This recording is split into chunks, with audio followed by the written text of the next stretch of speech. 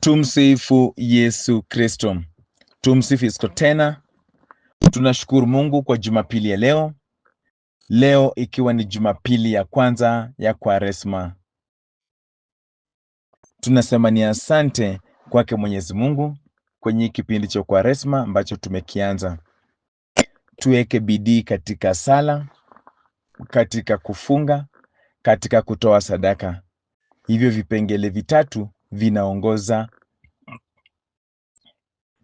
ndio pillars katika msimu huu wa Kwaresma. Tumsifu Yesu Kristo. Tunaenda kupata somo Jumapili ya leo kutoka kitabu cha Waamuzi, Judges. Sura ni ya 5, tutasoma tu mstari mmoja.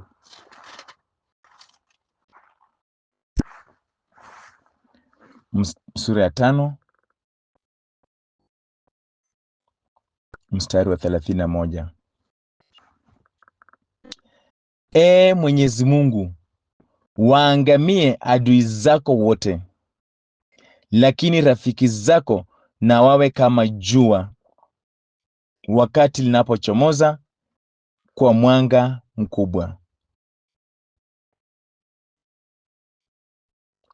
Nayo nchi ikawa na amani kwa muda wa miaka 40. Neno la Mungu.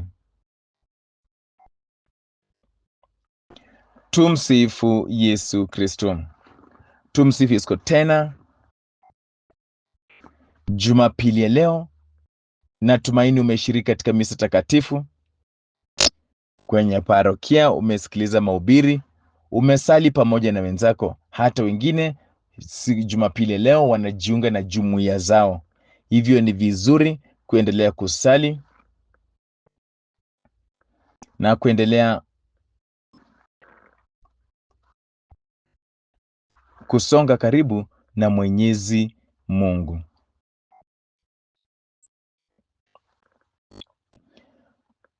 Mada yetu ya leo, Jumapili ya leo ni Mwenyezi Mungu, waangamie adui zako wote.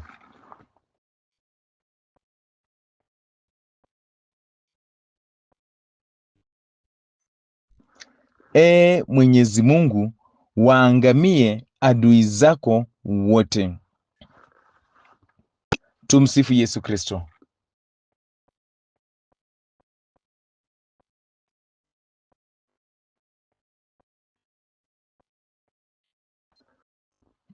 Mungu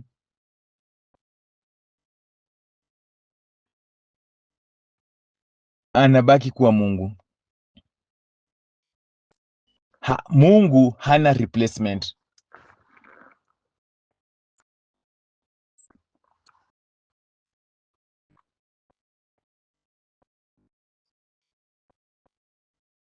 Mungu anabaki kuwa Mungu na hana replacement. Lakini kuna watu wanainuka kumpinga Mwenyezi Mungu.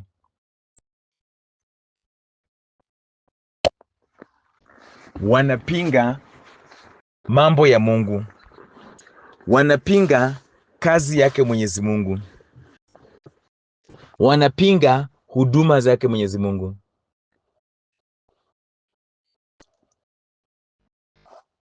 Mungu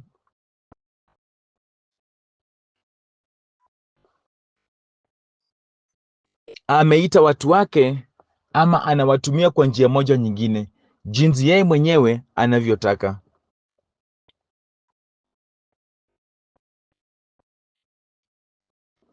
Jinsi yeye mwenyewe anavyotaka.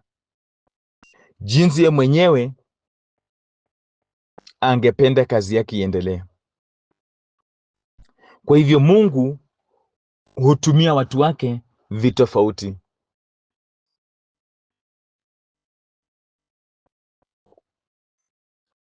Na kwa sababu Mungu ndio huteua watu,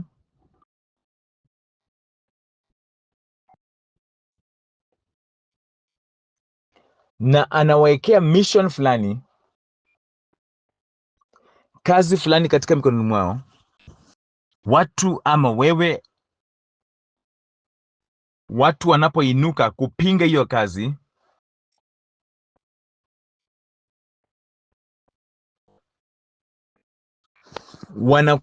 wamekuwa adui zake Mwenyezi Mungu. Unapopinga kazi yake Mwenyezi Mungu,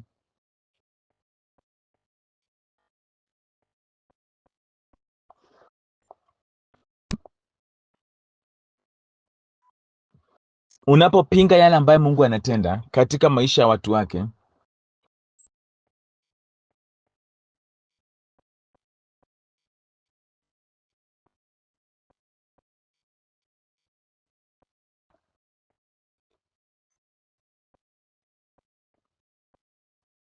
unakuwa adui wa Mungu.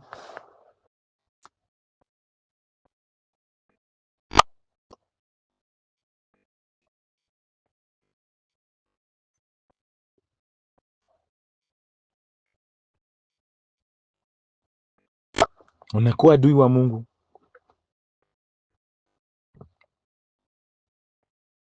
Na hao sasa ndio tunawaendea,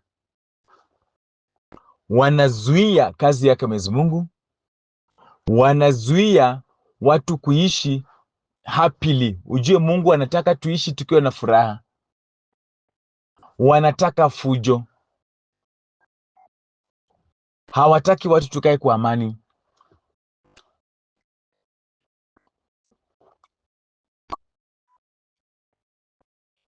Hawataki watu wake Mwenyezi Mungu akae kwa amani. Wanataka tukae tukiwa na mashida, tukiwa na magonjwa, tukiwa hatuna furaha, tukiwa tumegombana, tukiwa tunateseka kila wakati. Wanaenda kinyume na malengo yake Mwenyezi Mungu juu ya mwanadamu.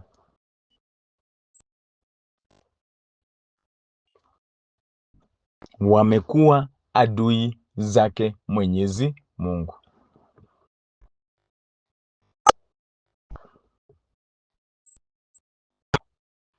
Ndio maana tumesema mada yetu Jumapili ya leo ni kwamba Mwenyezi Mungu, waangamia adui zako wote.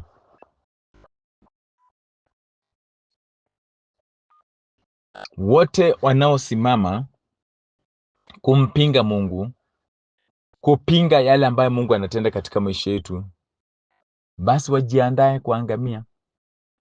Maana hakuna yule anayeweza kumpinga Mwenyezi Mungu. Tumsifu Yesu Kristo.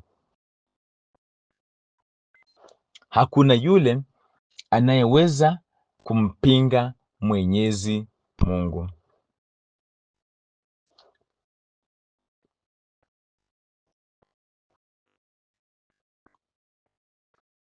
Mungu hapingwi. Utampinga Mungu ukianzia wapi? Una mamlaka gani?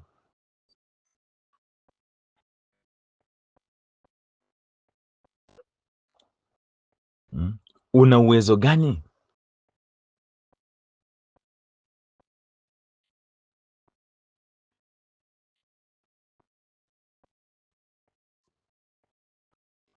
Mungu hapingwi. Mungu hapingwi. Kwa hivyo unapoinuka tu kupinga kazi ya Mungu, kufanya kazi ya Mungu isiendelee,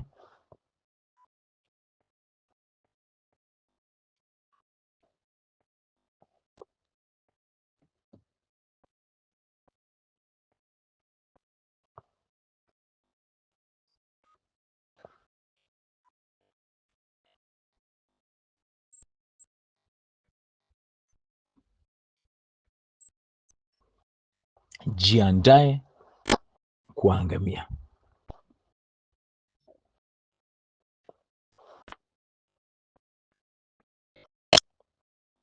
Jiandae kupotea. Utapotea. Na nimesema watu wengi hawajui wamekuwa adui zake Mwenyezi Mungu kwa sababu wanapiga vita kazi ya Mungu.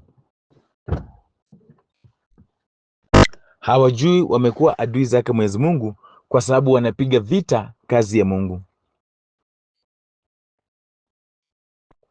wamejitokeza, wanataka kunyamazisha huduma,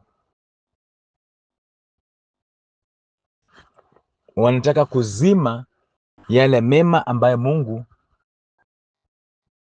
amefanya ama anaendelea kutenda katika maisha ya watu fulani. Unaposimama hivyo, jua kwamba wewe ni adui wa Mungu, kwa sababu unapinga yale ambayo Mungu ameiwekea mkono. Unapinga hata watu ambao Mungu amewekea mkono.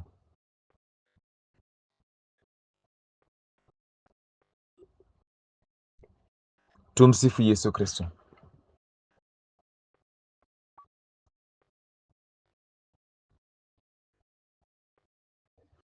Unapinga hata wale watu ambao Mungu amewekea mkono. Maisha imebadilika, wale ambao kweli wako na ile favor ya Mungu.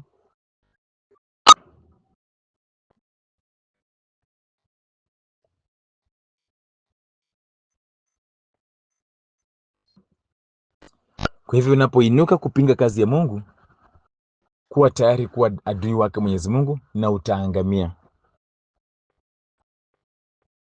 Maisha yako haitaendelea vizuri. Tumsifu Yesu Kristo. Maisha yako haitaendelea vizuri, na nimesema kwa kuingilia, kwa kupinga wale ambao Mungu amewateua, wale ambao Mungu ameweka wafanye kazi yake, wale ambao Mungu amewabariki kwa njia moja nyingine. Unapoingilia kuwapinga, kuwasumbua, kuwakosesha amani, kufanya kazi yao ikuwe ngumu,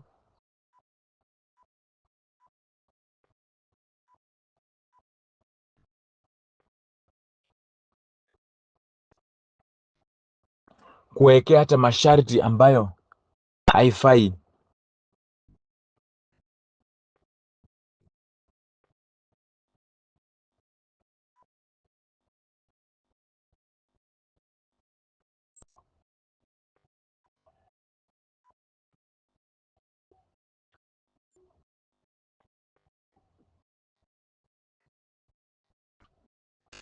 kufanya tu kazi, huduma yao ikae ngumu. Jiandae. Kwa hivyo unaweza pata mtu anasema mimi si adui wa Mungu, lakini mambo ambayo unafanya inaonyesha wewe ni adui wa Mungu. Kukataa kuishi maisha matakatifu,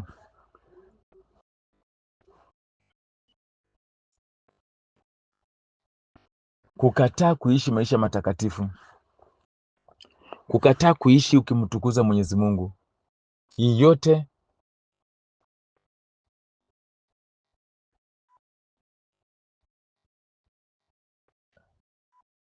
yote inakufanya uonekane vizuri kwamba wewe ni adui ya Mungu.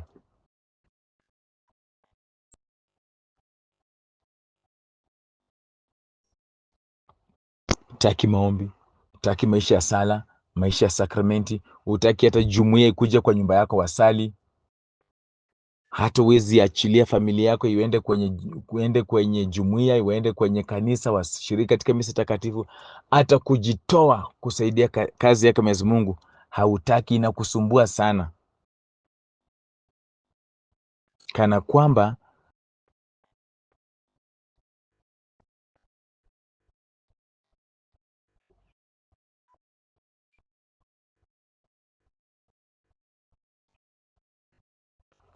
napata imekusumbua sana.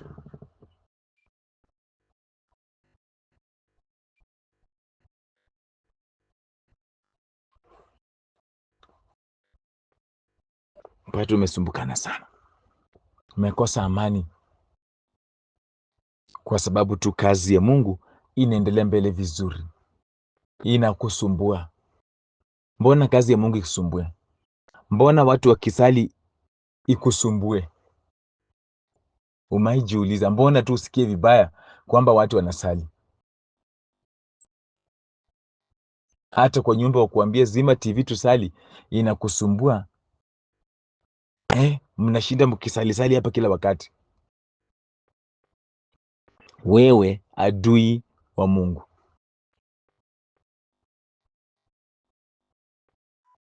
Ni adui wa Mungu. Sasa utaangamia usipochunga.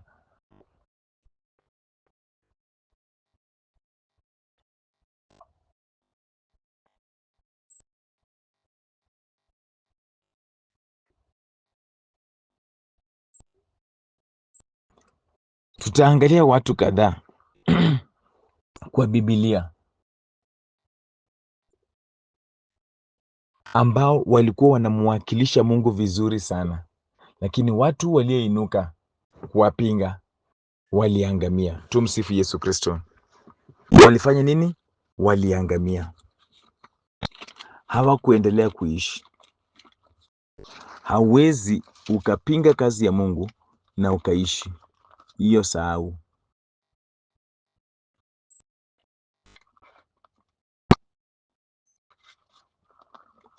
Hauwezi ukapinga kazi ya Mungu na ukafanya nini? Na ukaishi, hiyo fanya nini? Sahau. Tumsifu Yesu Kristo. Haya, naomba tuangalie Danieli sura ni ya 3 kuendelea.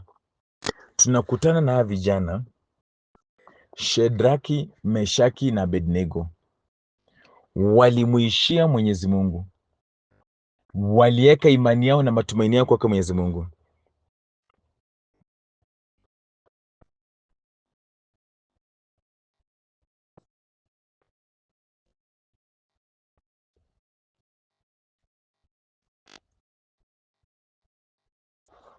Walimwabudu Mungu.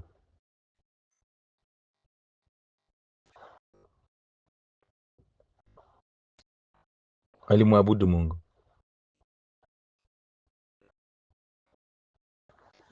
Walikataa kuabudu miungu ya Nebukadneza.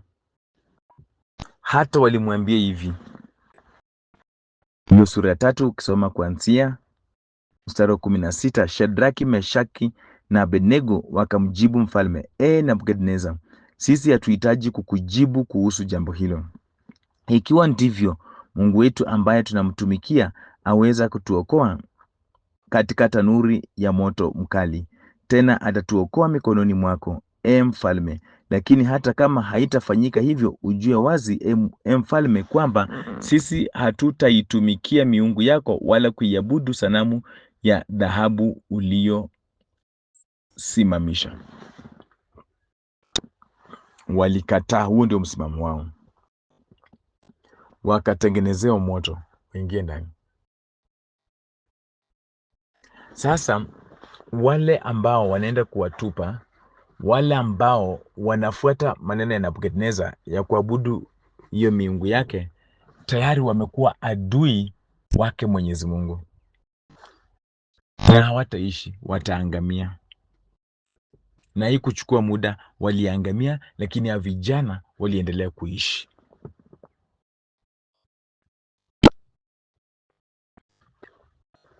Waliwatengenezea moto. Walipotengeneza moto mkubwa, moto mkali, wakachukua watu wengine wa kuwarusha kwenye nini? Kwenye tanuri ya moto. Kusoma kuanzia mstari wa 20, akaamuru watu fulani wenye nguvu kabisa katika jeshi lake wawafunge Shadraki, Meshaki na Abednego na kuwatupa katika ile tanuri ya moto mkali. Basi vijana hao wakafungwa hali wamevaa makoti yao, kanzu zao, kofia na mavazi yao mengine, wakatupwa katikati ya ile tanuri ya moto mkali.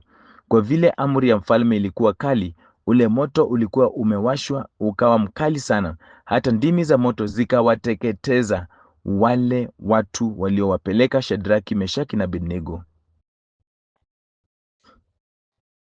Tumsifu Yesu Kristo. Wameangamia. Wale ambao walijidai wanarusha hao watu ambao wanamwabudu Mungu kwenye moto, hao ndio wa kwanza kufanya nini? Kuangamia. Wameenda, waliangamia. Tumsifu Yesu Kristo.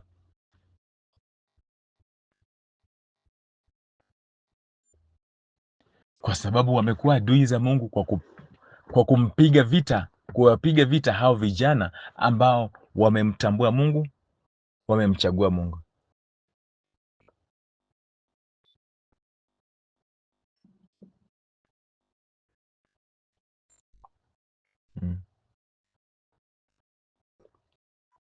Huwezi pinga au huwezi wasukumishia mateso, maumivu, kufanya maisha yawe magumu kwa watu ambao wanamwabudu Mungu, alafu ufikirie wewe utakuwa vizuri.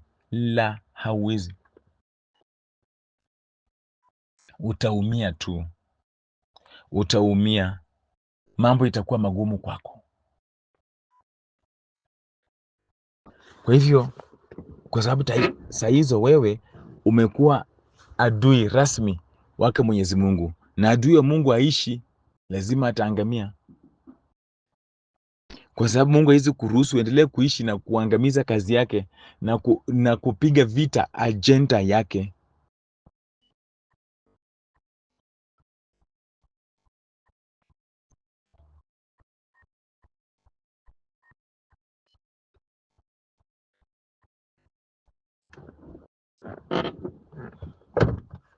Huwezi endelea kupiga vita ajenda yake Mwenyezi Mungu na uendelee kuishi. Hapana, utaangamia, utapotea. Hao vijana waliotupwa kwenye moto ambao ulikuwa umewaka kabisa,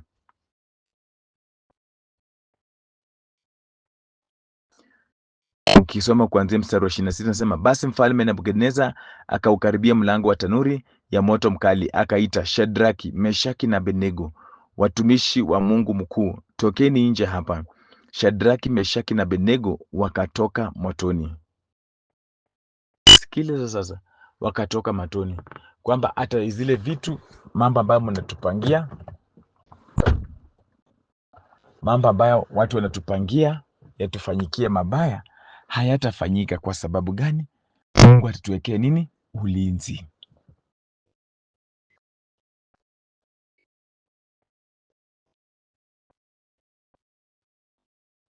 Mungu atatuwekea ulinzi. Hawa vijana walitoka kwenye moto.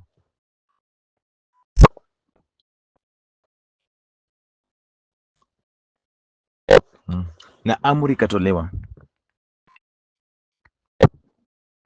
Basi mfalme Nebukadneza akasema, na asifiwe Mungu wa Shadraki, Meshaki na Abednego, kwa kuwa alimtuma malaika wake na kuwaokoa watumishi wake ambao wanamtegemea. Wao walikataa kutii amri yangu ya kifalme, wakaitoa mhanga miili yao badala ya kuabudu Mungu mwingine ila Mungu wao peke yake. Kwa hiyo naamuru kwamba watu wa kabila lolote, taifa lolote au lugha yoyote watakaosema kitu chochote dhidi ya Mungu wa Shadraki, Meshaki na Abednego watang'olewa viungo vyao kimoja kimoja na nyumba zao zitabomolewa. Amen. Watang'olewa viungo vyao kimoja kimoja, wataangamizwa. Kwa sababu ukipinga Meshaki, Shadraki na Abednego ni kama unakuwa adui wa Mungu, na ukiwa adui wa Mungu lazima utafanya nini? Utaangamizwa. Watakung'oa viungo za mwili kimoja kimoja kimoja.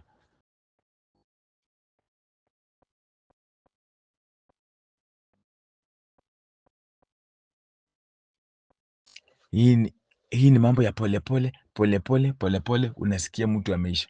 Wakianza kung'oa kiungo kimoja kimoja, wang'oe macho, wang'oe mikono, wang'oe tumbo, wang'oe mapua, wang'oe ulimi, wang'oe masikio, utabaki na nini?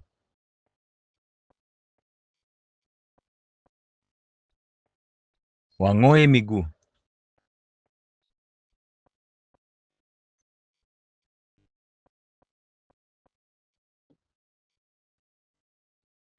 utabaki na nini?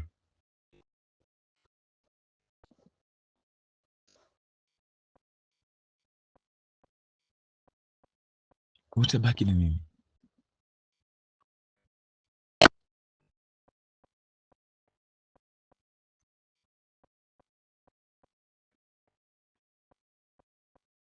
Utakuwa umeisha.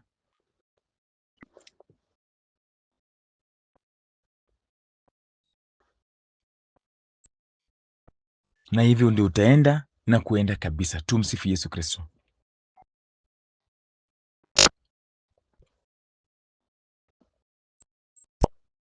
Hivyo ndio utaenda na kuendanga kabisa. Tumsifu Yesu Kristo.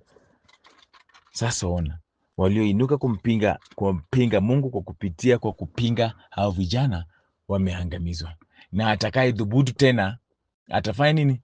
Ataangamizwa. Kwa hivyo adui za Mungu, adui wote wa Mungu tunaona wakifanya nini? Wakiangamia. Tumsifu Yesu Kristo. Naomba kama bado tuko tu kwenye hicho kitabu cha Danieli,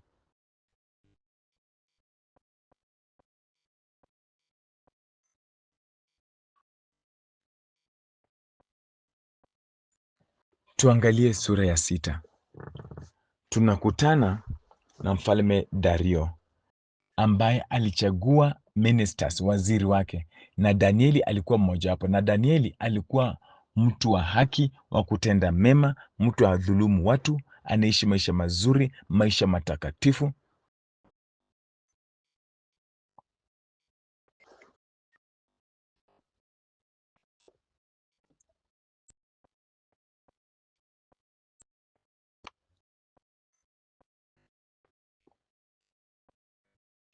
Maisha matakatifu, maisha ya kumtukuza nani? Mwenyezi Mungu. Aliishi vizuri, alifanya kazi yake vizuri. Mungu ni honesty. Alikuwa a honest person. Alikuwa ana represent Mungu vizuri kwa uaminifu wake. Kwa sababu alikuwa mtu nini? Mwaminifu.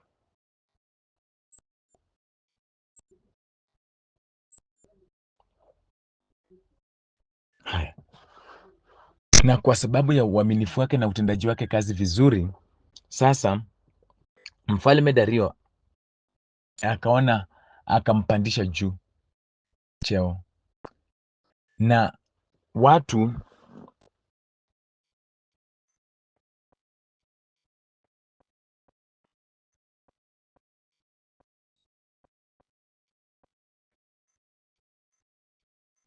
alinuia kumpa uongozi wa ufalme wote. Wale wakuu pamoja na maliwali wakatafuta kisingizio cha kumshtaki Danieli kuhusu mambo ya ufalme, lakini hawakuweza kupata sababu ya kumlaumu wala kosa lolote, kwani Danieli alikuwa mwaminifu. Hakupatikana na kosa wala hatia yoyote. Tumsifu Yesu Kristo. Huyu ni Kristo kati yetu, watu ambao wanaishi maisha matakatifu, maisha mazuri, hawana lawama yoyote, hawana shida yoyote, wanafanya mambo yao vizuri. Sasa mnamtafutia makosa ya nini? Umaiona watu tuko kazini, kwenye huduma, hauna makosa yoyote, hauna kitu chochote kibaya, unafanya kazi yako vizuri, lakini watu wanakutafutia makosa.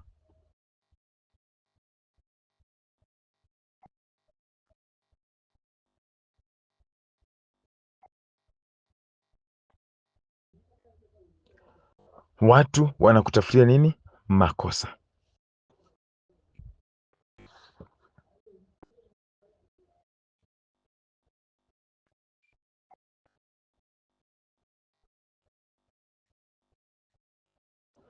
Watu wanakutafutia makosa, wanasikia vibaya kwamba wewe unafanya kazi vizuri, ila hali Mungu anataka tutendeana haki, tuwe watu wa ukweli, lakini walitaka kumuhusisha, wakaona hawezi, huyu ashikiki, wakaamua kumpangia njama ya kumwangamiza.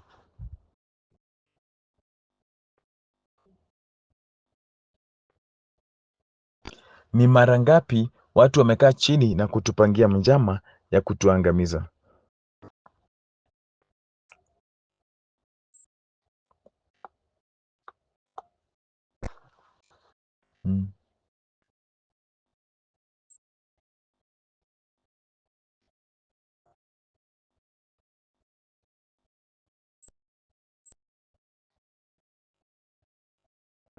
Ni mara ngapi watu wamekaa chini na kutupangia njama ya kutuangamiza?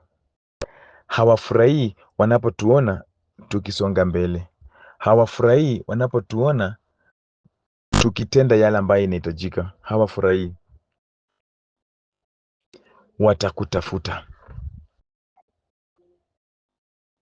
Hasa watu kama Danieli wanapotafutwa ni kama kumpinga Mungu, kwa sababu yale ambayo Danieli anafanya ni mambo mazuri, and God is goodness.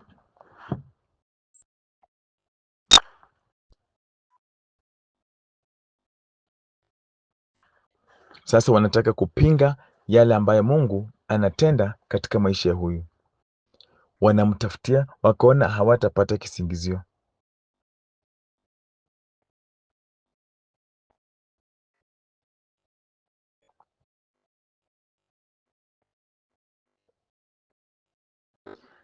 Hawatapata kitu chote kibaya cha kutumia kumnyamazisha.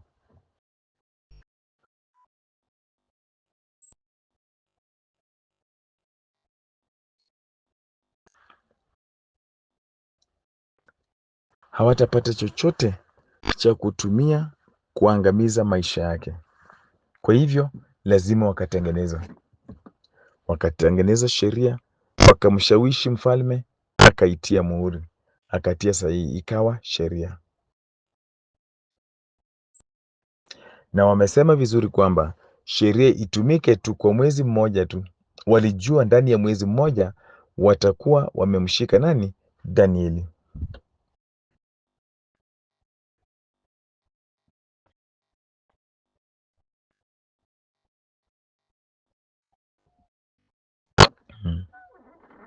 Walijua watakuwa wamemshika nani? Danieli. Tumsifu Yesu Kristo.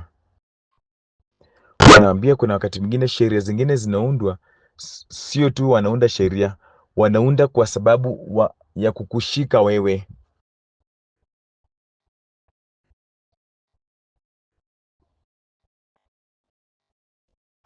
kukutega wewe, kukuangamiza wewe.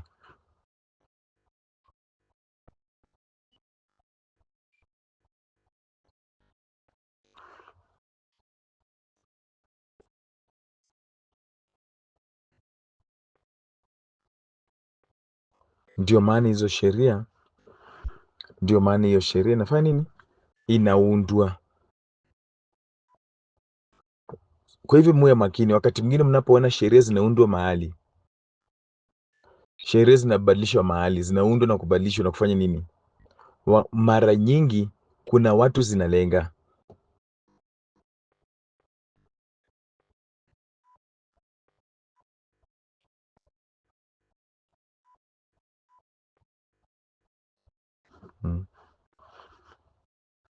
Sheria ilipitizwa, lakini Danieli aliendelea kusali. Ndio hao watu wakampata akisali, wakampeleka kwa mfalme, wakashawishi mfalme, sheria must apply. Mfalme alijaribu hata kumwokoa Danieli, ilishindikana kwa sababu amefungwa na nini? Na sheria.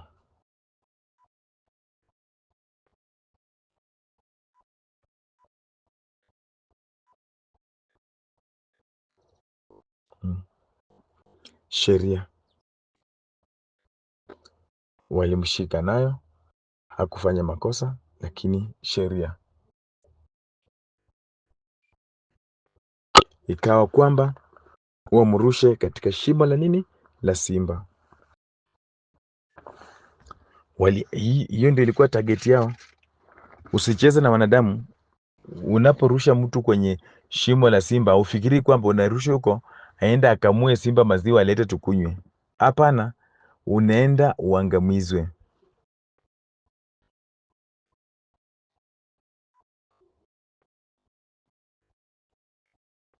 Mahali umewekwa,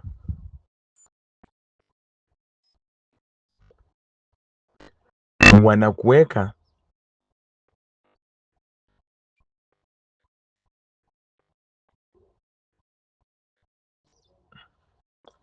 mahali wamekuweka. Hata saizi hawajakuweka ufurahie maisha, wamekuweka hapo uteseke, wamekuweka hapo uumie,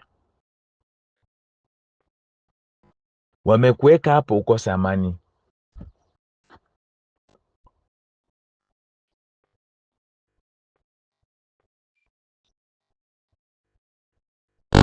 Kwa hivyo hata Danieli alikuwa anawekwa kwenye hilo shimo la simba ili aweze kuangamizwa kabisa na hao nini, na hao simba.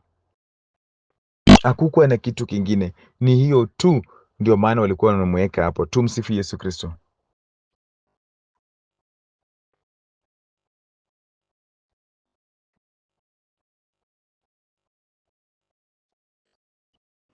Tumsifu Yesu Kristo tena. Kweli walimrusha, wakiweka jiwe, muhuri ukawekwa, stori zake zimeisha.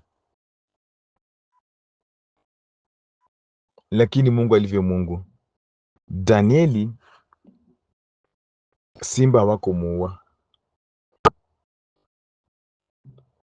Watakuweka mahali pagumu, lakini bado utaendelea kunawiri.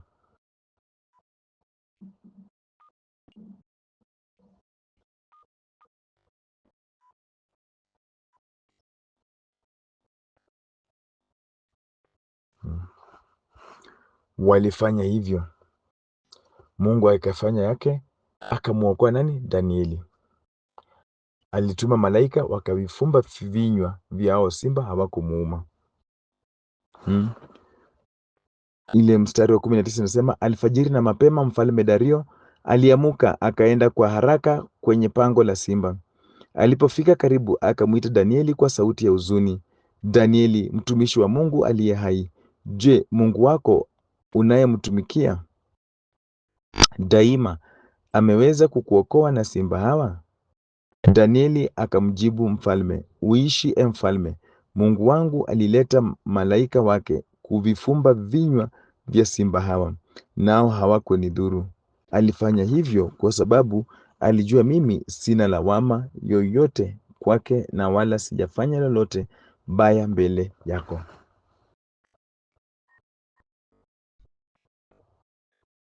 Kama una lawama kwa watu,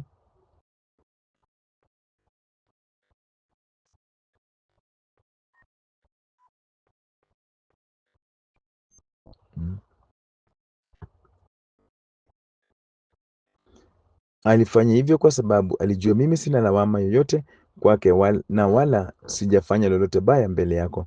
Hapa mfalme akafurahi sana, akaamuru Danieli atolewe pangoni.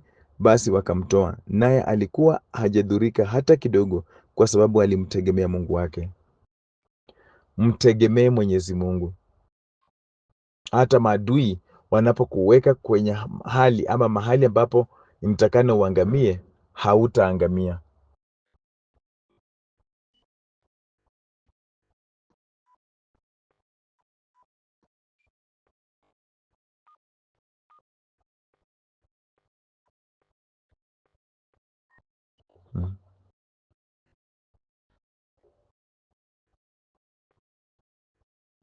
Hajadhurika, hajaumia mahali popote. Walitarajia hata wakiita, maadui walitarajia hata wakiita asiitike.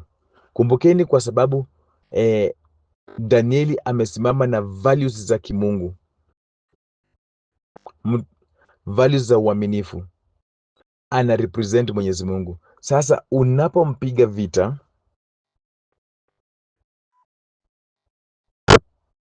unapompangia jinsi ya kuangamia, unakuwa automatically unaqualify kuwa adui wa nani? Wa Mwenyezi Mungu, kwa sababu yale ambayo anatenda sio ya kwake.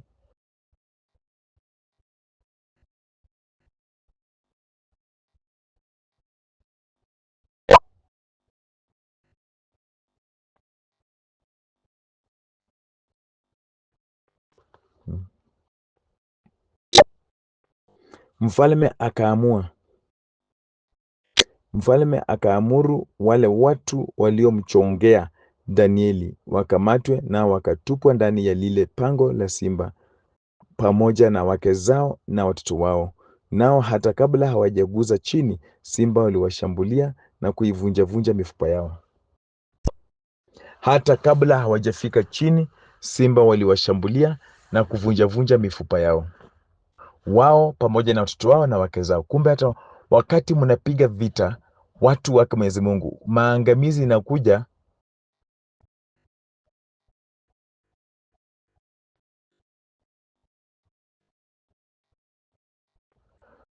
Maangamizi inakuja kwa familia nzima,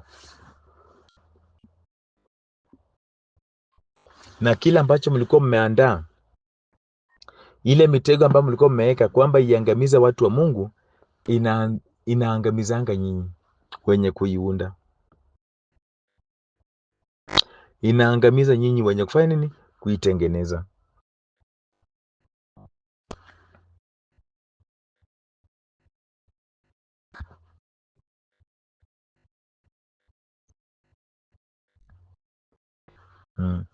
Naangamizanga nyinyi wenye kufanya nini? Kuitengeneza.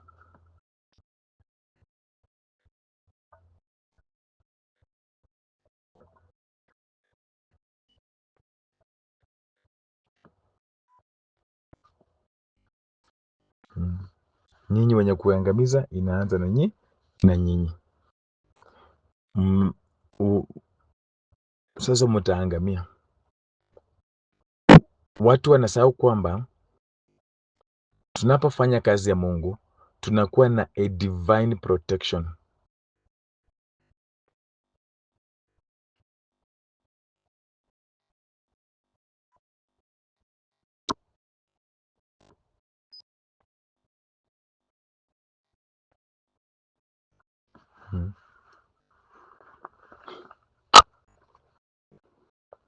Waliangamizwa wote. Kwa hivyo adui za Danieli ni adui wa Mungu, kwa hivyo wanaangamizwa. Tumsifu Yesu Kristo. Tumsifu Yesu Kristo tena. Haya, naomba pia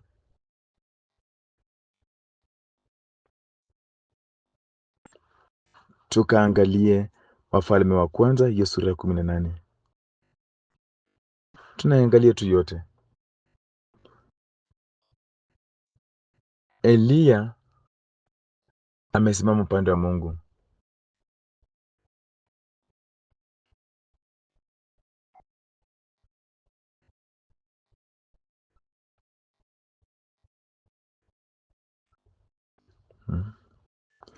Eliya nabii wa Mungu.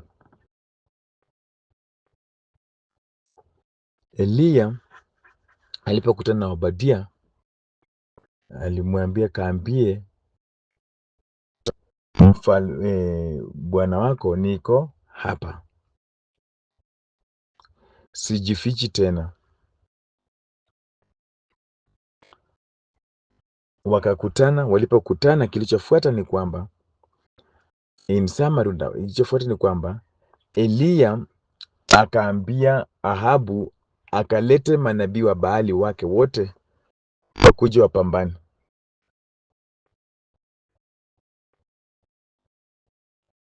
kwa sababu huo ni ufalme fulani.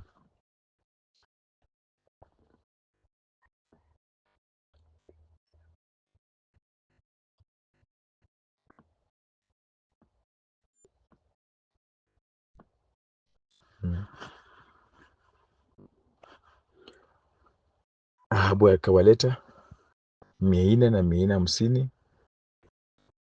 Eliya alikuwa peke yake, ilifaa wachome sadaka,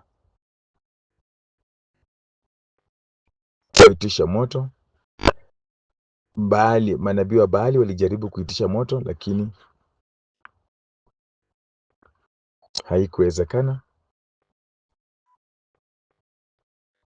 Baadaye Eliya akaitisha moto na Mungu akajibu, moto ukashuka ukachukua sadaka zote. Haya, nini inafanyika hapa kwa hawa ambao ni Baali, manabii wa Baali wanaompinga Mungu, wale ambao hawataki kazi ya Mungu iendelee?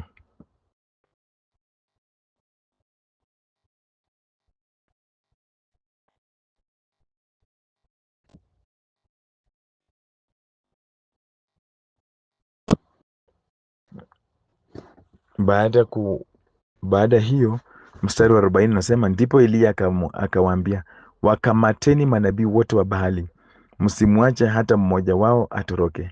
Basi watu wakawakamata wote, naye Eliya akawapeleka mtoni Kishoni, akawaulia huko. Yaani akawaangamiza wote.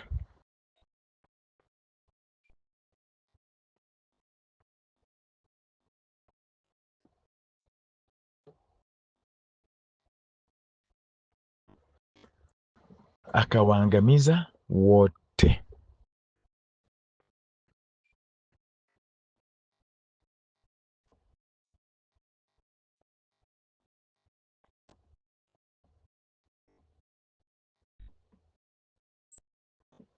Wameangamia. Kwa hivyo tunaona adui zake Mwenyezi Mungu hawawezi endelea, lazima tu wataangamia, na anayewaangamiza nani? Ni Mungu. Eliya aliendelea na huduma yake Mwenyezi Mungu. Eliya aliendelea kufanya kazi ya Mungu.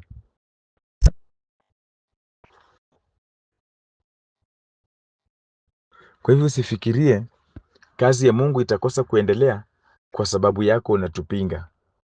You're wasting your time. Jiandae kuangamizwa.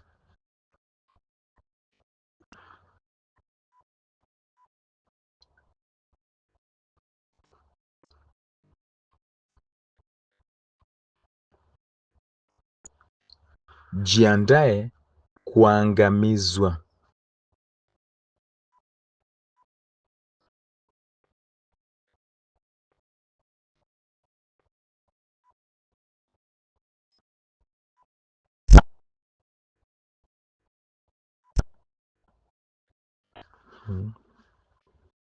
Kazi ya Mungu itafanya nini? Itaendelea.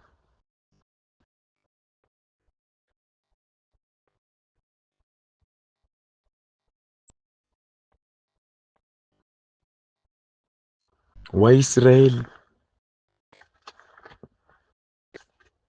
huwezi pinga kusudi lake Mwenyezi Mungu. Mungu alisikia kilio cha Waisraeli, akaamua kuwaokoa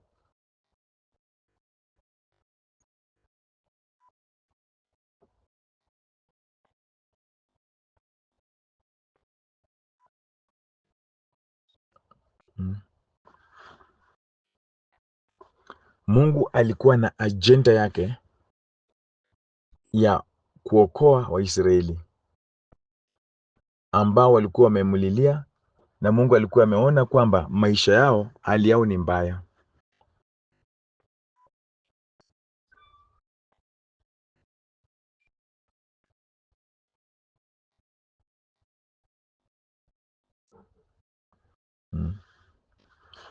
Mwenyewe akashuka kutetea watu wake, kamtuma Musa na Haruni kwa Farao kwamba roho safi, achilia watu wangu waondoke.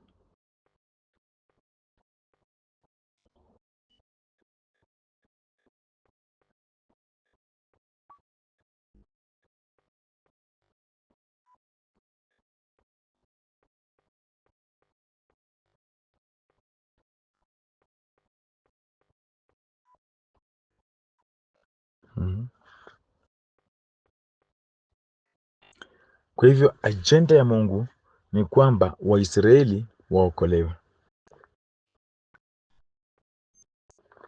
Ajenda ya Mungu ni kwamba wafike promised land. Sasa yeyote ambaye unasimama kupinga hiyo ajenda, unakuwa adui wa Mungu. Mtu yeyote ukipinga hilo, unakuwa adui wa nani? Wa Mwenyezi Mungu. Farao na timu yake, kwa sababu walikuwa wanawanyanyasa na kufaidika kutokana na Waisraeli, hawakutaka kuachilia waondoke.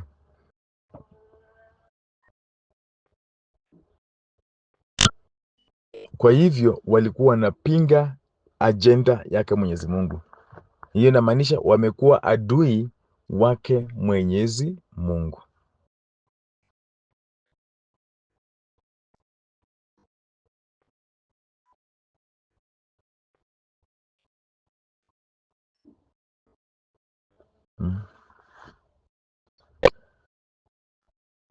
Mose na Aroni walijaribu sana,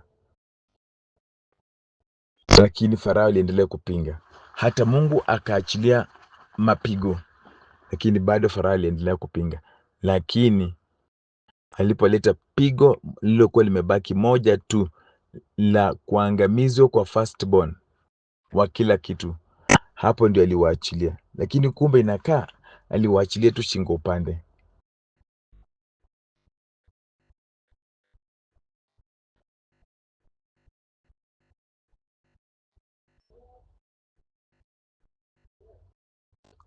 Aliwaachilia tu shingo upande. Tumsifu Yesu Kristo.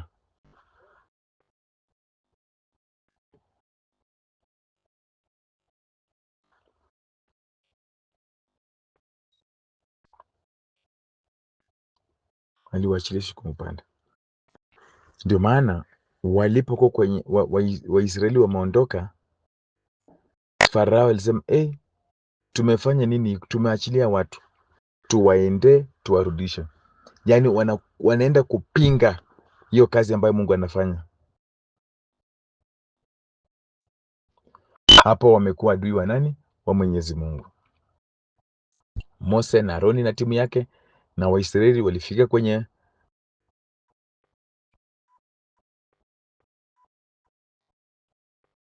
kwenye Red Sea. Hawangepita hapo.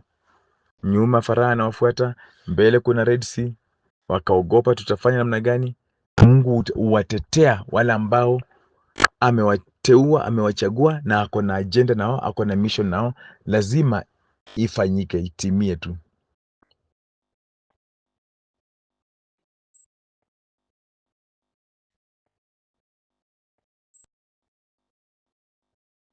Haiwezi ikazuiliwa na mtu yeyote.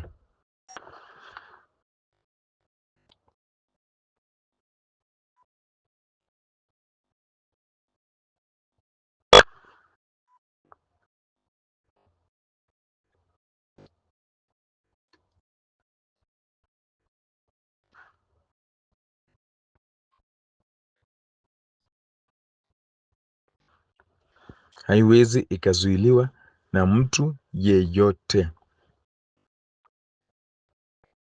Waisraeli walilalamika kidogo, wakiogopa, wakifikiria ni kubaya, lakini Mungu aliambia Musa awaambie wasiogope, watulie, wataona jinsi Mungu atakavyowapigania.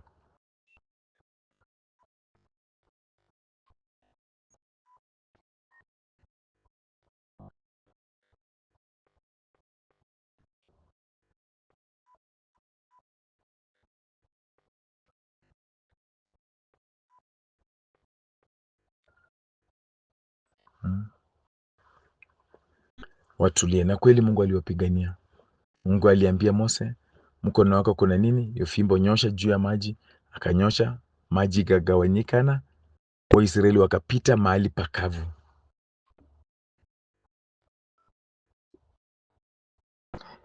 Na Wamisri, Farao na timu yake wakafuatia, wakifikiria hiyo njia ilikuwa imetengenezwa hata wao. No, kuna vitu vingi Mungu anatutengenezea maishani mwetu, ni vyetu tu sisi.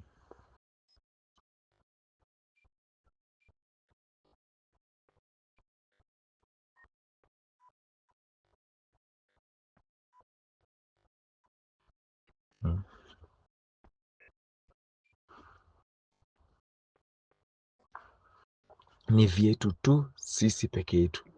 Watu wengine hawawezi ingilia. Wanaingilia kama nani? Hawezi ingilia. Ni mambo Mungu ametupangia tu sisi. Magurudumu ya magari yao yakaanza kukwama. Hapo ndio waligundua kwamba hawa Waisraeli wanapiganiwa na Mwenyezi Mungu. Turudi. It was too late for them.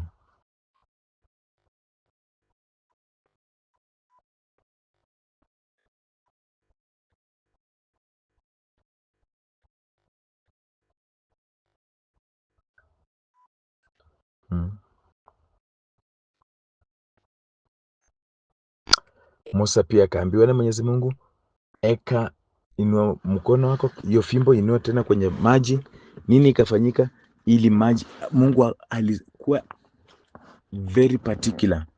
Kisha Mwenyezi Mungu akamwambia Mose, nyosha mkono wako juu ya bahari ili maji yarudi na kuwafunika Wamisri pamoja na magari yao na wapanda farasi wao. Basi Mose akaunyosha mkono wake juu ya bahari, na kulipopambazuka bahari ikarudia hali yake ilivyokuwa. Wamisri wakajaribu kuyakimbia maji, lakini Mwenyezi Mungu akawasukumizia baharini. Maji yakayafunika magari pamoja na wapanda farasi. Jeshi lote la Farao lililokuwa limewafuatia Waisraeli likafa baharini. Hakunusurika Misri hata mmoja. Lakini Waisraeli walipita katikati ya bahari mahali pakavu, kuta za maji zikiwa zimesimama upande wao wa kulia na wa kushoto. Yaani hata kuta za maji zilitii hawa watu ambao wanamtumainia Mungu, zilitii hawa watu ambao wanamtegemea Mungu. Na Wamisri waliangamizwa na wakaangamizwa wote.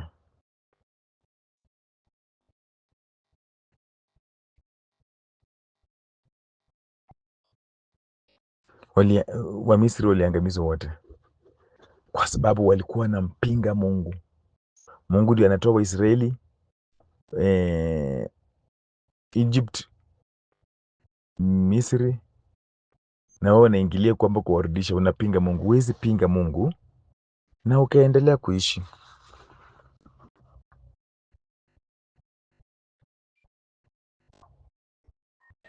Ni lazima tu utaangamia. Tumsifu Yesu Kristo. Ni lazima tu utaangamia. Kwa hivyo waliangamia wote.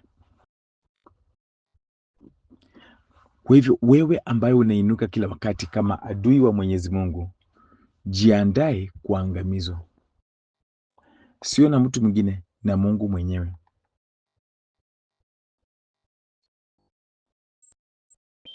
Jiandae kuangamizwa na Mungu mwenyewe.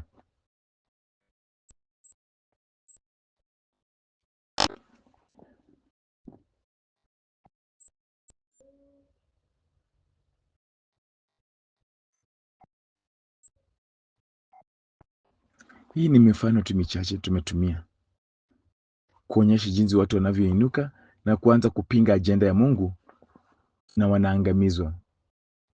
Ni wengi, ni mambo mengi. Watu wengine hata magonjwa yamewaweka chini kwa sababu walikuwa wanapinga kazi ya Mungu. Watu wengine mambo ni mengi imefanyika kwa sababu walikuwa wanapinga kazi ya Mungu, na nimewaambia kazi ya Mungu inatembelea ndani ya watu.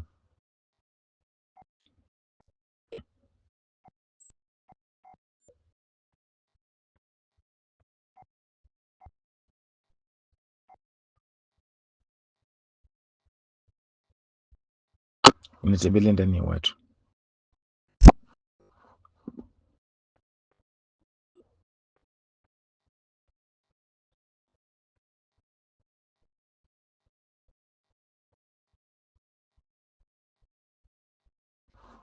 Kazi ya Mungu inatembelea ndani ya watu. Sasa unapoinuka na kupinga watu fulani, unapinga mapadri, unapinga huduma, unapinga sala, unapinga maombi, unasikia vibaya watu wakiombewa wakipona, inakusumbua sana, jiandae kuangamizwa. Ikiwa Mungu ameangamiza Wamisri wote baharini, sasa wewe kama mtu mmoja utamsumbua?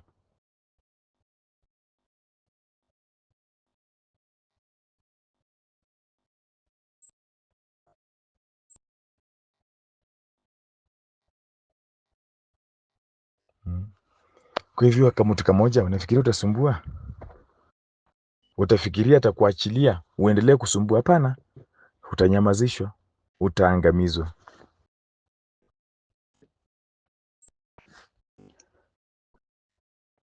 Kwa hivyo usijipige kifua sana kwamba umetenda, umefanya, umenyamazisha sijui father fulani, sijui umenyamazisha sister fulani, brother fulani, huduma fulani umeinyamazisha, umefanya nini, umeinuka sijui na mavitu zako za uchawi za nini za ushirikina, utaangamia.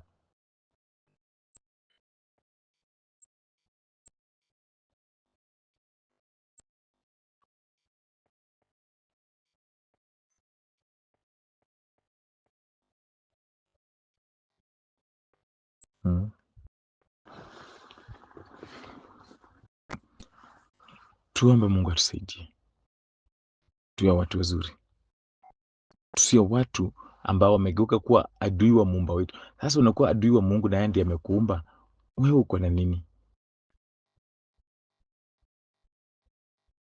Unaweza ongeza nini kwa maisha yako, kwa bidii zako?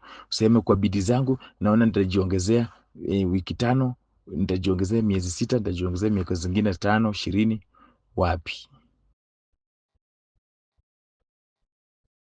Tumtegemee tu Mungu, tumsifie Yesu Kristo. Lakini rafiki zako na wawe kama jua, wale ambao wanaishi maisha mazuri, maisha matakatifu, wanamtangaza Mwenyezi Mungu, hawapingi kazi ya Mwenyezi Mungu, hawapingi huduma ambazo zinaendelea, hawaharibu kazi ya Mungu, hawaionee wivu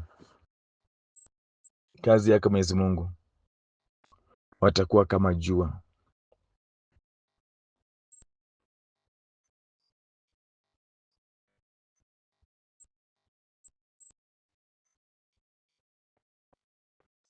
Watakuwa kama jua. Jua lijifichi, jua hung'aa.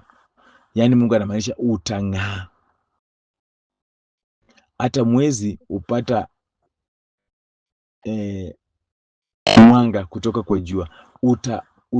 Utaguza maisha ya watu wengine wengi kwa mwanga mkubwa. Maisha itakuwa makubwa, maisha itakuwa na maendeleo mengi, utakuwa na vitu vingi vizuri. Kwa hivyo tunataka baraka, acha kuwa adui wake Mwenyezi Mungu.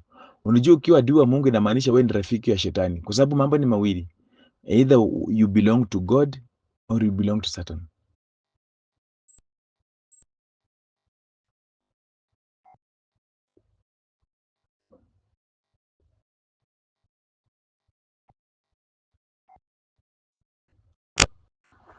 Mambo ni mawili, wewe ni wa Mungu au ni wa shetani.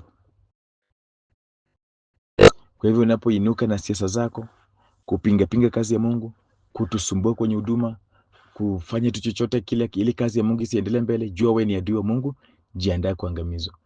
Watu wengine huwa adui wako kanisani, wanapinga hata jumuiya isiendelee mbele vizuri, wanapinga hata sijui watu wakikupata unasali vizuri, unaenda misa kila siku, hata wanakuquestion, unaendanga nini misa kila siku wewe?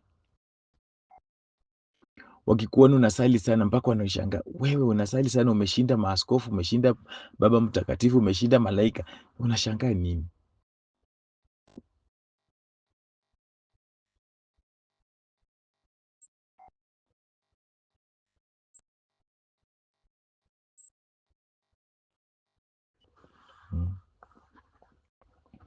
Na Mungu anaenda kutusaidia, Mungu anaenda kutuweka vizuri. Kwa hivyo tufanye namna gani?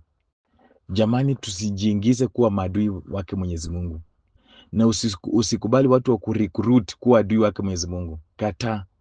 Ishi maisha matakatifu, shiriki katika misa takatifu, neno lake Mwenyezi Mungu, maisha ya sala, maisha ya kutenda mema, kufuata Mwenyezi Mungu, mafundisho ya kanisa.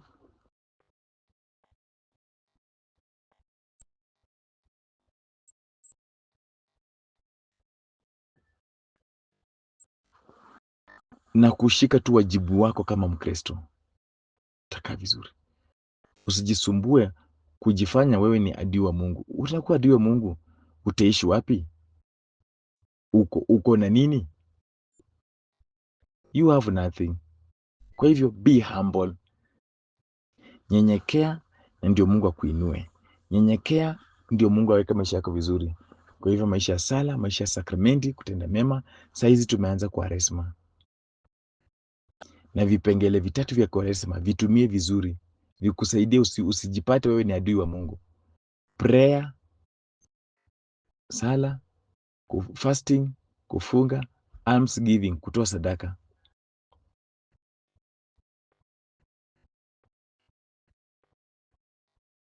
Tenda hii yote, utaona jinsi Mungu atakavyo kuongoza.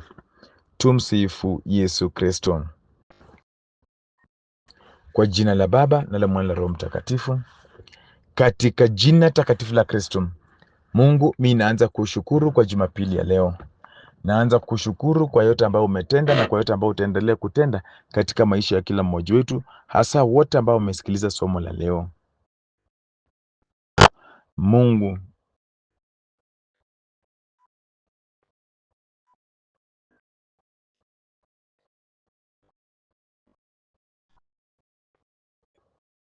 naitisha nguvu za Roho Mtakatifu. Naitisha na damu takatifu Yesu Kristo juu ya maisha ya kila mmoja wetu. Naitisha na damu takatifu Yesu Kristo juu yetu. Naomba the blood of Jesus to work miracles. The blood of Jesus to set people free. Damu takatifu Yesu Kristo ikuweke kwenye njia, kwenye system. Usije ukajipata upande wa kumpinga Mwenyezi Mungu.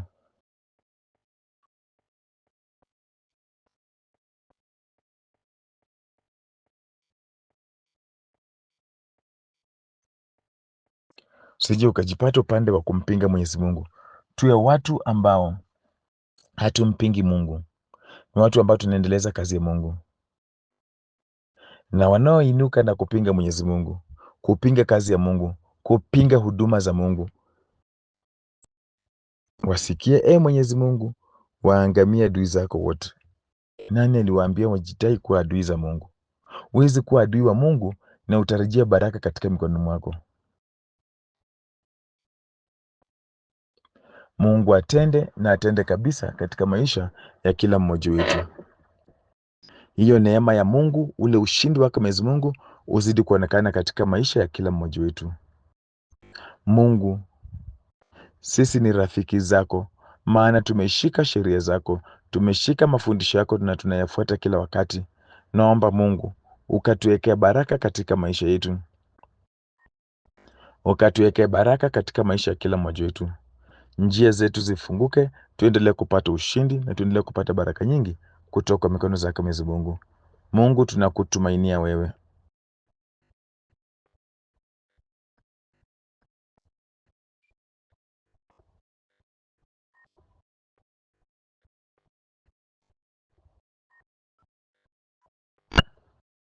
Tutetee, sisi rafiki zako, tutetee, tuendelee kukufuata wewe, tuendelee kung'aa mahali popote tuko, tukang'ae, tukawe mwanga katika ulimwengu, tukalete watu wengi kwako, na tukabadilishe maisha ya watu kupitia maisha ambayo tunaishi, maisha mazuri, maisha ambayo ni matakatifu.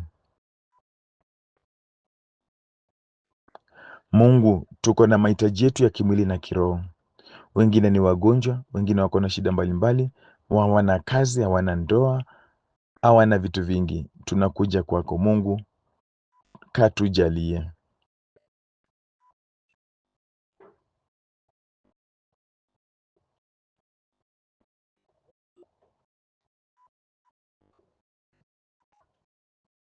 Katujalie mahitaji ambayo hatuna. Wagonjwa wapone, wale ambao wako na shida mbalimbali, Mungu kashughulike na maisha yao. Damu takatifu Yesu Kristo iendelee kunena mema juu ya maisha ya kila mmoja wetu. Nashukuru Mungu Baba, nashukuru Mungu Mwana, nashukuru Mungu Roho Mtakatifu, nashukuru na Mama Bikira Maria kwa maombezi yake. Mama Bikira Maria aendelee tu kutuombea ili tuimarike katika imani na tusije tukawa adui zake Mwenyezi Mungu, bali rafiki zake Mwenyezi Mungu. Na pia natangaza surprise miracles juu ya wote ambao tumesikiliza ile somo. Naenda kuwabariki. Bwana awe nanyi, awabariki na kuwalinda Mungu Mwenyezi, Baba na Mwana na Roho Mtakatifu. Tumsifu Yesu Kristo. Asanteni sana. Mungu azidi kuwalinda, Mungu azidi kuwabariki.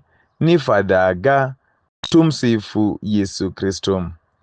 Naendelea kuwatakieni msimu mzuri wa Kwaresma, kusali, kufunga na kutoa sadaka. Ni Father Aga. Mubarikiwe sana.